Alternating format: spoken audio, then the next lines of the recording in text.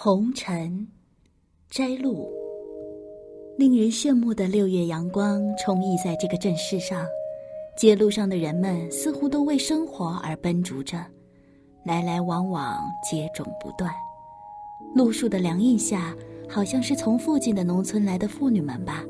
摆着盛在竹篓里的荔枝卖着。已经是有荔枝的时候了呢。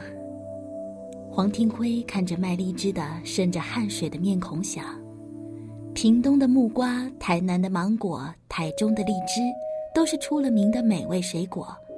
圆溜溜果实比龙眼大1号，